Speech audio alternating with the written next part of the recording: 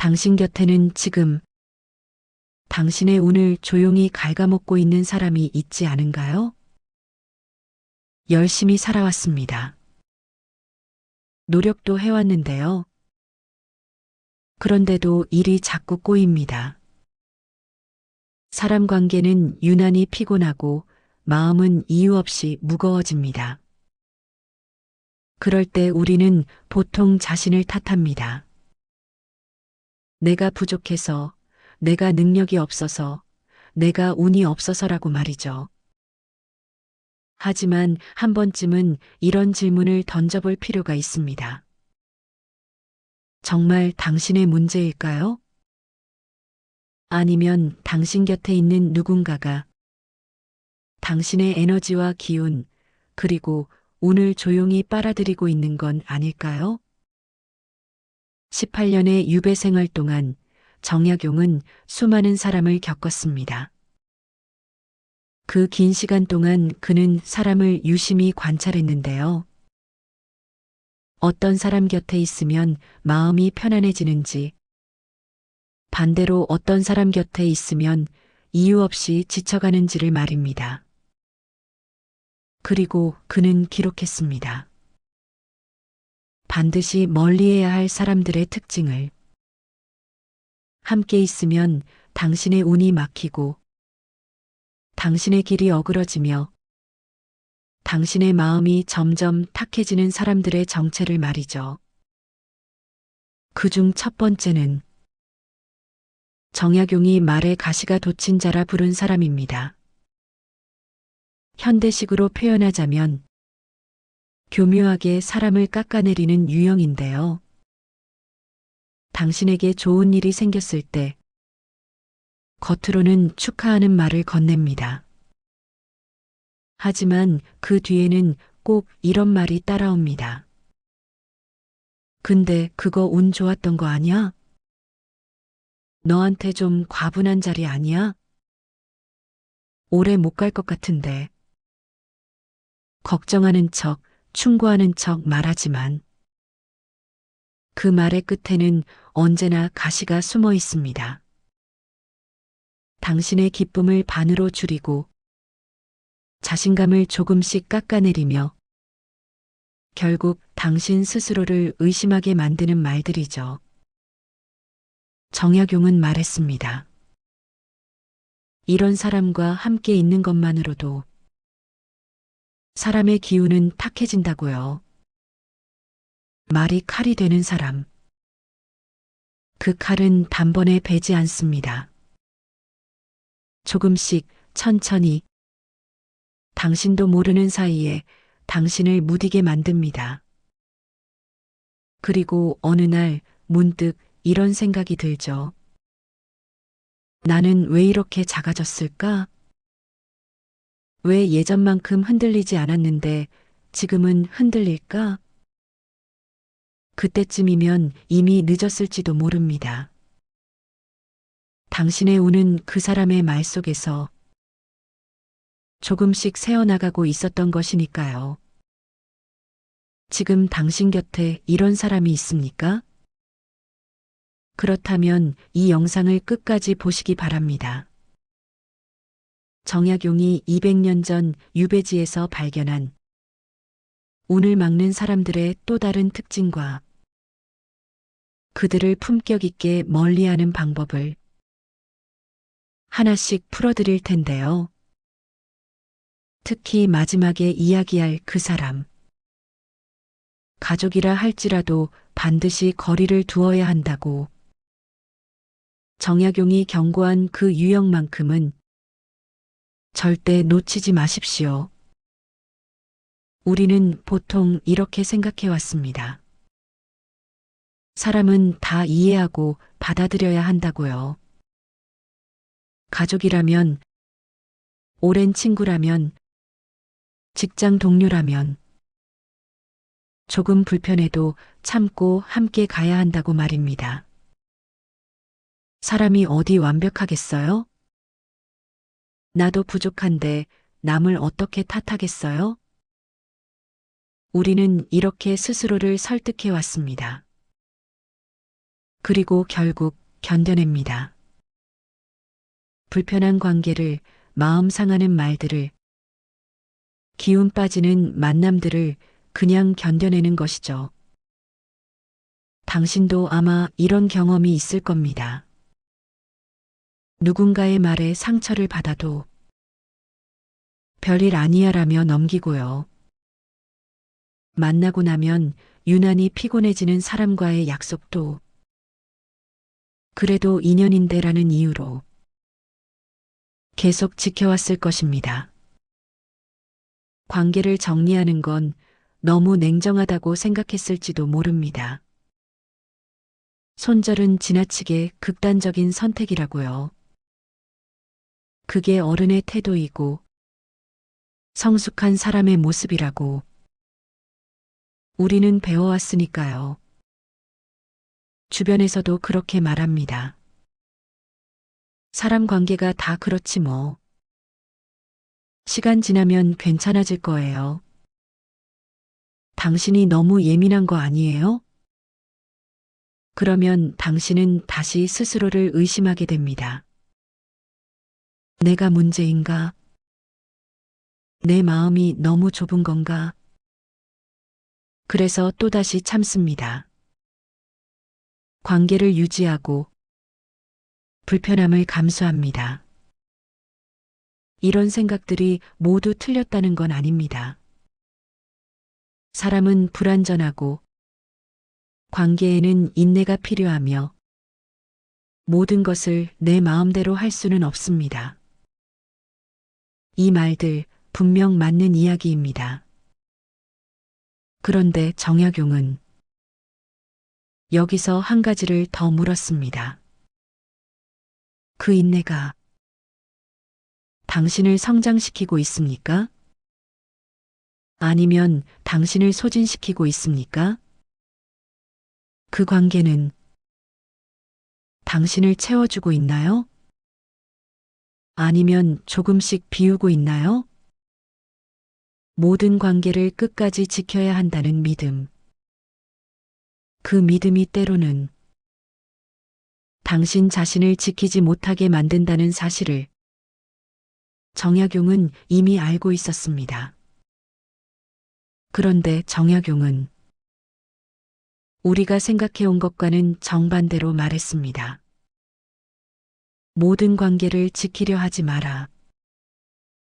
지켜야 할 관계와 끊어야 할 관계를 구분하지 못하면 결국 당신 자신을 지킬 수 없게 된다. 참는 것이 미덕이 아니라는 겁니다. 관계를 유지하는 것이 능력은 아니라는 말이죠. 오히려 끊어야 할 관계를 끊지 못하는 것. 그것이야말로 당신의 운을 막는 가장 큰 원인이라고 정약용은 말했습니다. 그는 유배지에서 분명히 깨달았습니다.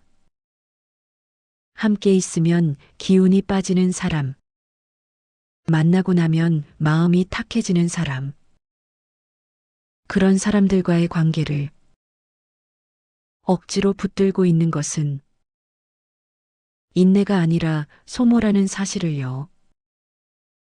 운은 저절로 찾아오지 않습니다. 운이 흐를 수 있는 공간이 필요합니다. 그런데 당신 곁이 당신의 에너지를 빼앗는 사람들로 가득 차 있다면 어떨까요? 운이 들어올 자리는 애초에 남아있지 않은 겁니다. 정약용이 18년의 유배 생활 끝에 내린 결론은 명확했습니다. 멀리해야 할 사람을 멀리하지 못하면 가까이 해야 할 사람도 결국 가까이 할 수 없다.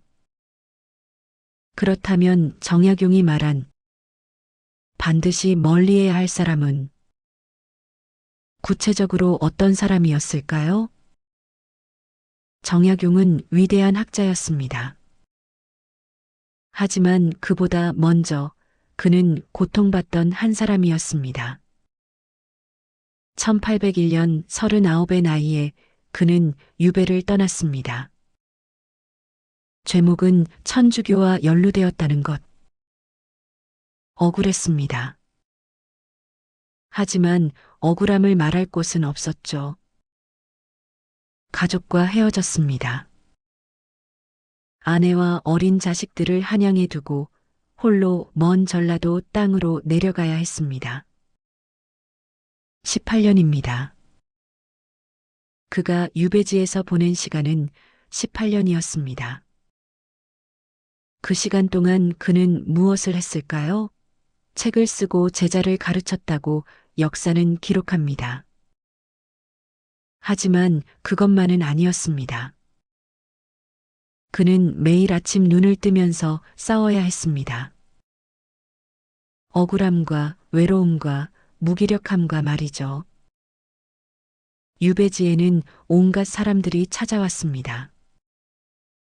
진심으로 배우려는 사람도 있었지만 그렇지 않은 사람들도 많았습니다. 동정하는 척하며 소문을 퍼뜨리는 사람, 도움을 청하는 척하며 이용하려는 사람, 위로하는 척하며 상처를 덧내는 사람들이었죠. 처음에는 그도 모든 사람을 받아들이려 했습니다. 유배 온 처지에 누구를 가릴 수 있겠습니까? 어떤 인연이든 소중히 여겨야 한다고 생각했습니다. 하지만 시간이 지나면서 깨달았습니다. 어떤 사람과 시간을 보내고 나면 마음이 더 무거워진다는 것을요. 어떤 대화를 나누고 나면 오히려 기운이 빠진다는 것을요. 그는 관찰하기 시작했습니다. 사람을 말이죠. 어떤 사람이 자신의 마음을 편안하게 하는지, 어떤 사람이 자신의 기운을 빼앗아 가는지를요. 그리고 기록했습니다. 하나하나 꼼꼼하게 적어 내려갔습니다. 정약용은 완성된 성인이 아니었습니다. 그도 흔들렸고 지쳤고 무너질 뻔했던 사람입니다. 다만 그는 자신의 마음을 지키기 위해 선택했습니다. 누구와 함께할 것인지, 누구와는 거리를 둘 것인지를 말이죠. 18년의 유배 생활. 그 긴 시간은 그에게 사람을 보는 눈을 주었습니다. 그리고 그 눈으로 본 것을 우리에게 남겼습니다. 운을 막는 사람들의 명확한 특징을요. 그렇다면 왜 어떤 사람 곁에 있으면 기운이 빠지는 걸까요? 왜 특정한 사람을 만나고 나면 이유 없이 마음이 무거워지는 걸까요? 정약용은 이것을 마음의 작동 구조로 설명했습니다. 사람의 마음은 본래 흐르는 물과 같다고 했습니다. 물은 막힘없이 흘러야 제 역할을 합니다. 그런데 어떤 사람들은 그 흐름을 막습니다. 당신의 마음에 돌을 던지고 흙을 뿌리고 막을 세우는 겁니다. 처음에는 작은 변화입니다. 한두 번의 만남으로 당장 달라지는 건 없어 보입니다. 하지만 그 사람과의 시간이 쌓이면서 당신의 마음은 조금씩 탁해집니다. 흐름이 느려지고 정체되기 시작하는 거죠. 정약용은 이렇게 말했습니다. 기운이 막히면 운도 막힌다고요. 기운이란 무엇일까요? 현대적으로 표현하면 에너지입니다.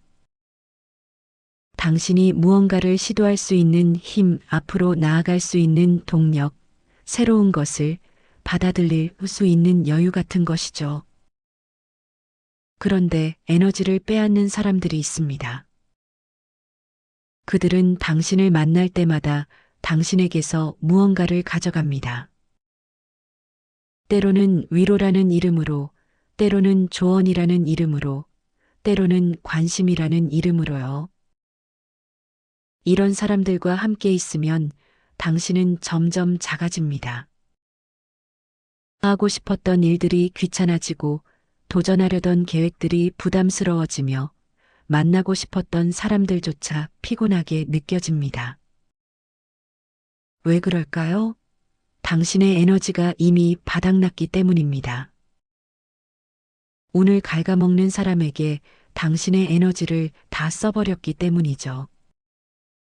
정약용은 유배지에서 이것을 직접 경험했습니다.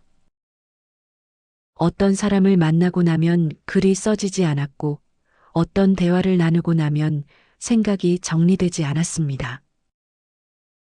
반대로 어떤 사람과 시간을 보내고 나면 마음이 맑아졌고 새로운 통찰이 떠올랐습니다. 그는 깨달았습니다. 운이란 멀리서 찾아오는 것이 아니라는 것을요. 운은 이미 당신 안에 흐르고 있습니다. 다만 그 흐름을 막는 사람들이 문제였던 겁니다.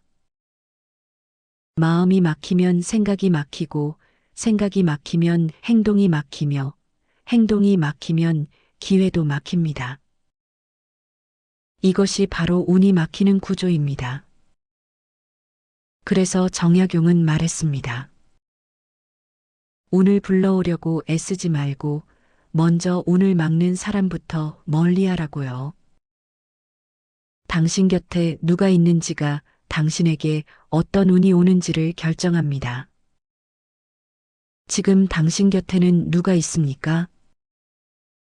그런데 우리는 왜 이런 사람들을 계속 곁에 두는 걸까요? 분명 불편한데, 분명 피곤한데, 왜 관계를 정리하지 못하는 걸까요? 첫 번째 이유는 죄책감입니다. 내가 너무 이기적인 건 아닐까? 저 사람도 나름 힘든 사람인데, 이런 생각들이 당신을 붙잡습니다. 관계를 정리하는 것이 마치 나쁜 사람이 되는 것처럼 느껴지는 거죠. 두 번째는 두려움입니다. 이 사람마저 떠나면 나는 혼자가 되는 거 아닐까? 나중에 내가 어려울 때 도움받을 사람이 없어지는 거 아닐까? 외로움에 대한 두려움, 고립에 대한 불안이 당신을 주저하게 만듭니다. 세 번째는 습관입니다. 오랜 시간 함께해 온 사람입니다. 불편하지만 익숙합니다. 새로운 관계를 만드는 것보다 지금의 불편함을 감수하는 게 더 쉽게 느껴지는 거죠. 그래서 그냥 둡니다. 계속 만나고, 계속 참고, 계속 소모됩니다. 정약용도 처음에는 똑같았습니다. 유배지에서 만난 사람들을 거절하지 못했습니다. 자신의 처지에 누구를 가릴 수 있겠냐는 생각에 모두를 받아들이려 했죠. 하지만 그 결과는 참담했습니다. 마음은 점점 더 무거워졌고 글은 써지지 않았으며 하루하루가 그저 견디는 시간이 되어버렸습니다. 그때 정약용은 깨달았습니다. 이건 의지의 문제가 아니라 방법의 문제라는 것을요. 관계를 지키려는 노력이 문제가 아닙니다. 문제는 지켜야 할 관계와 끊어야 할 관계를 구분하지 못한다는 것입니다. 모든 관계를 똑같이 대하려 하니까 정작 소중한 관계에 쓸 에너지조차 남지 않게 되는 겁니다. 정약용은 방법을 바꿨습니다. 사람을 관찰하고 기록하기 시작했습니다. 누구와 있으면 마음이 편안한지, 누구와 있으면 기운이 빠지는지를 냉정하게 살폈습니다. 그리고 선택했습니다. 에너지를 빼앗는 사람들과는 조용히 거리를 두기 시작했습니다. 잔인하게 끊어버린 게 아닙니다. 천천히 자연스럽게 만남의 빈도를 줄여갔습니다. 그러자 놀라운 일이 일어났습니다. 마음의 공간이 생겼습니다. 그 공간으로 새로운 사람들이 들어왔고 새로운 생각들이 흘러들어왔습니다. 18년 유배 기간 동안 500여 권의 책을 쓸 수 있었던 것도 바로 이 선택 덕분이었습니다. 당신이 관계 정리에 계속 실패하는 건 당신이 약해서가 아닙니다. 방법을 몰랐던 것뿐입니다. 그렇다면 정약용은 구체적으로 어떻게 했을까요? 어떻게 품격을 지키면서도 운을 갉아먹는 사람들과 거리를 둘 수 있었을까요? 정약용의 방법은 단순했습니다. 하지만 명확했습니다. 첫 번째, 관찰부터 시작했습니다. 정약용은 사람을 만날 때마다 자신의 마음 상태를 기록했습니다. 만나기 전의 기분, 만난 후의 기분, 대화 후 남은 감정들을요. 오늘 아무개를 만났다. 대화는 길었으나 마음은 가벼워졌다. 오늘 아무개와 이야기했다. 겉으로는 위로였으나 돌아서니 더 무거웠다. 이렇게 기록하다 보니 패턴이 보이기 시작했습니다. 어떤 사람들은 만날 때마다 자신의 에너지를 빼앗아 갔고 어떤 사람들은 만날 때마다 새로운 힘을 주었습니다. 당신도 해볼 수 있습니다. 누군가를 만나고 난 후 잠시 멈춰서서 자신에게 물어보세요. 지금 내 마음은 어떤가? 가볍습니까? 무겁습니까? 밝습니까? 탁합니까? 그 답이 반복적으로 무겁다, 탁하다라면 그 사람은 당신의 운을 갉아먹고 있는 겁니다. 두 번째, 거리를 서서히 조절했습니다. 정약용은 관계를 단번에 끊지 않았습니다.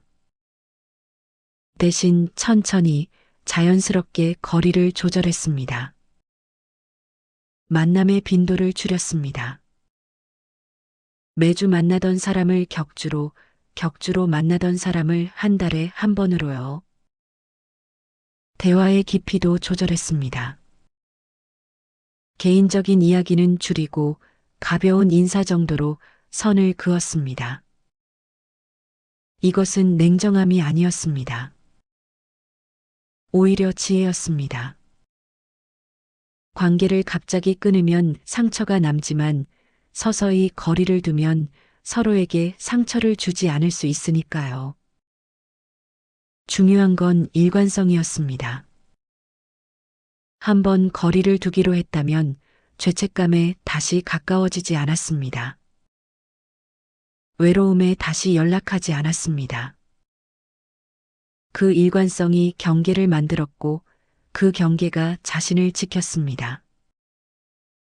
세 번째, 명확한 기준을 세웠습니다. 정약용은 유배지에서 자신만의 기준을 만들었습니다. 어떤 사람과는 함께할 것인지, 어떤 사람과는 거리를 둘 것인지에 대한 명확한 기준이었습니다. 그 기준은 이랬습니다. 만나고 나서 내 마음이 더 맑아지는가? 이 사람과의 대화가 나를 앞으로 나아가게 하는가? 이 관계가 나를 더 나은 사람으로 만드는가? 이 질문들의 아니오가 반복된다면 그 사람과는 거리를 두었습니다. 아무리 오래된 인연이라도, 아무리 가까운 사이라도 말이죠. 네 번째, 빈자리를 새로운 것으로 채웠습니다. 정약용이 현명했던 건 이 지점입니다. 그는 단순히 사람을 멀리한 게 아니라 그 자리를 더 좋은 것들로 채웠습니다. 에너지를 빼앗는 사람과의 만남을 줄이자 시간이 생겼습니다. 그 시간에 책을 읽었고 글을 썼으며 진짜 배우고 싶어 하는 제자들을 가르쳤습니다. 관계의 빈자리를 두려워하지 않았습니다. 오히려 그 빈자리가 새로운 기회를 불러온다는 걸 알았습니다. 나쁜 관계가 떠나야 좋은 관계가 들어올 공간이 생긴다는 것을요. 당신도 마찬가지입니다. 오늘 갉아먹는 사람과의 관계를 정리하면 처음에는 빈자리가 크게 느껴질 겁니다. 하지만 그 빈자리는 오래가지 않습니다. 곧 당신의 에너지를 채워주는 사람들, 당신의 운을 함께 키워가는 사람들이 그 자리를 채울 테니까요. 5번째, 자신을 먼저 지켰습니다. 정약용이 가장 강조한 것은 이것이었습니다. 자신을 지키지 못하면 아무도 지킬 수 없다는 것이요. 당신이 지쳐 쓰러지면 당신이 도와야 할 사람도 도울 수 없게 됩니다. 당신의 에너지가 바닥나면 정작 소중한 사람에게 줄 것도 없어집니다. 그래서 정약용은 말했습니다. 자신을 지키는 것이 이기심이 아니라 오히려 책임이라고요. 당신의 마음을 지키세요. 당신의 에너지를 지키세요. 그것이 당신이 사랑하는 사람들을 위해 할 수 있는 가장 중요한 일입니다. 그렇다면 실제로 당신의 삶은 어떻게 달라질까요? 정약용의 방법을 따라 오늘 갉아먹는 사람들과 거리를 두기 시작하면 처음에는 큰 변화가 느껴지지 않을 겁니다. 극적인 반전 같은 건 없습니다. 갑자기 모든 게 완벽해지지도 않습니다. 하지만 조금씩, 아주 조금씩 달라지기 시작합니다. 먼저 아침이 달라집니다. 눈을 떴을 때의 기분이요. 예전에는 하루를 시작하기도 전에 이미 피곤했습니다. 오늘 또 누구를 만나야 하지, 또 무슨 말을 들어야 하지, 이런 생각들이 하루를 무겁게 만들었죠. 그런데 에너지를 빼앗는 사람들과의 약속이 줄어들자 아침이 가벼워집니다. 하루를 시작하는 마음이 달라지는 겁니다. 감정 반응도 달라집니다. 예전에는 누군가의 말 한마디에 하루 종일 마음이 불편했습니다. 그 말이 머릿속을 맴돌고 자꾸 곱씹게 되고 밤까지 기분이 가라앉아 있었죠. 그런데 지금은 다릅니다.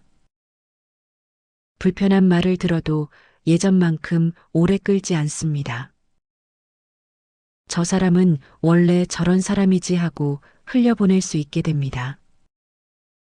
마음이 흔들리긴 하지만 빠르게 제자리로 돌아옵니다. 관계에서도 여유가 생깁니다. 예전에는 모든 사람에게 잘 보이려고 애썼습니다. 모두를 만족시키려 했고 모두에게 좋은 사람이 되려 했죠. 그러다 보니 정작 나 자신은 없었습니다. 하지만 지금은 선택할 수 있게 됩니다. 누구와 시간을 보낼지, 누구에게 에너지를 쓸지를 스스로 결정할 수 있게 되는 겁니다. 그 선택이 당신에게 힘을 줍니다. 결정도 명료해집니다. 예전에는 매번 고민이 많았습니다. 이 사람을 만나야 하나 말아야 하나, 이 부탁을 들어줘야 하나, 거절해야 하나, 머릿속이 복잡했죠. 그런데 기준이 생기면 결정이 빨라집니다. 이 관계가 나를 더 나은 사람으로 만드는가? 이 질문 하나로 충분합니다. 그 답이 아니오라면 정중하게 거절하면 됩니다. 무엇보다 내면에 공간이 생깁니다. 예전에는 머릿속이 항상 소란스러웠습니다. 누군가의 말, 누군가의 표정, 누군가의 기대들로 가득 차 있었죠. 그런데 지금은 고요할 때가 있습니다. 완벽한 평온은 아닙니다. 여전히 흔들리고, 여전히 불안하고, 여전히 고민도 많습니다. 하지만 예전과 다른 점이 있다면 흔들려도 다시 중심을 찾을 수 있다는 겁니다. 정약용이 약속한 건 바로 이것이었습니다. 완벽한 평온이 아니라 흔들려도 돌아올 수 있는 중심, 무너져도 다시 일어날 수 있는 힘. 그것이 바로 운이 흐르는 삶입니다. 그렇다면 오늘, 지금 당장 무엇을 할 수 있을까요? 거창한 결심은 필요 없습니다. 당장 모든 관계를 정리하라는 것도 아닙니다. 오늘 할 수 있는 작은 한 가지면 충분합니다. 첫 번째, 관찰부터 시작하세요. 오늘 하루 당신이 만나는 사람들을 유심히 보세요. 대화를 나눈 후 잠시 멈춰서서 자신에게 물어보는 겁니다. 지금 내 마음은 어떤가? 이 사람을 만나고 나니 기분이 어떤가? 가벼운가, 무거운가? 판단하지 마세요. 그냥 느끼기만 하면 됩니다. 오늘 하루만이라도요. 그 작은 관찰이 첫걸음입니다. 두 번째, 한 명만 떠올려 보세요. 지금 이 순간 생각만 해도 마음이 무거워지는 사람이 한 명쯤은 있을 겁니다. 만나기 전부터 피곤해지는 사람, 연락이 오면 한숨부터 나오는 사람 말이죠. 그 사람을 떠올려 보세요. 그리고 이렇게 물어보세요. 이 관계가 나를 더 나은 사람으로 만들고 있는가? 이 사람과의 만남이 내 삶에 어떤 영향을 주고 있는가? 답이 명확하게 나오지 않아도 괜찮습니다. 다만 질문을 던지는 것만으로도 당신은 이미 변화를 시작한 겁니다. 세 번째, 작은 거리두기를 연습하세요. 오늘 당장 관계를 끊으라는 게 아닙니다. 다만 작은 거리를 만들어 보세요. 오늘 하루만이라도 먼저 연락하지 않기. 즉시 답장하지 않고 1시간 뒤에 답하기. 만나자는 제안에 다음에라고 말해보기. 아주 작은 실험입니다. 이 작은 거리가 당신에게 어떤 느낌을 주는지 확인해 보세요. 죄책감이 드나요? 불안한가요? 아니면 의외로 편안한가요? 그 느낌이 당신에게 답을 줄 겁니다. 네 번째, 당신 자신에게 허락하세요. 나는 모든 사람을 만족시킬 필요가 없다. 나는 내 에너지를 지킬 권리가 있다. 나는 나를 먼저 지켜도 괜찮다. 이 문장들을 오늘 하루 마음속으로 한 번만 되뇌어 보세요. 소리 내지 않아도 됩니다. 그냥 마음속으로 조용히요. 당신은 이미 충분히 노력했습니다. 충분히 참았고 충분히 배려했습니다. 이제는 당신 자신을 배려할 차례입니다. 오늘 하루 단 한 가지만 시도해 보세요.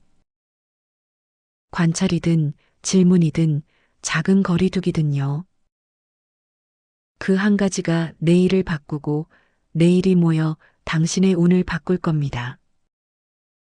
정약용도 하루하루 작은 선택으로 18년을 견뎌냈습니다. 당신도 할 수 있습니다. 오늘부터요. 정약용은 18년의 유배 끝에 한양으로 돌아왔습니다. 그때 그는 이미 다른 사람이 되어 있었습니다. 유배를 떠날 때의 그 억울하고 분노에 찬 사람이 아니었습니다. 자신의 마음을 지킬 줄 아는 사람, 자신의 에너지를 다룰 줄 아는 사람이 되어 있었죠. 그가 남긴 마지막 말은 이것이었습니다. 사람을 가려 사귀지 않으면 결국 자신을 잃는다. 운은 저절로 오지 않습니다. 운이 흐를 수 있는 공간을 만들어야 합니다. 그 공간은 당신이 누구와 함께 하는지에 따라 결정됩니다. 지금 당신 곁에 있는 사람들을 돌아보세요. 그들이 당신의 운을 키우고 있습니까? 아니면 갉아먹고 있습니까? 이 질문에 답하는 것, 그리고 그 답에 따라 선택하는 것. 그것이 바로 당신의 운을 바꾸는 시작입니다. 정약용은 강요하지 않았습니다. 다만 보여줬을 뿐입니다. 어떻게 살아야 마음이 편안한지, 어떻게 선택해야 운이 흐르는지를요. 이제 선택은 당신의 몫입니다. 오늘 하루 당신은 누구와 함께 할 것입니까? 내일은요? 그리고 앞으로는요?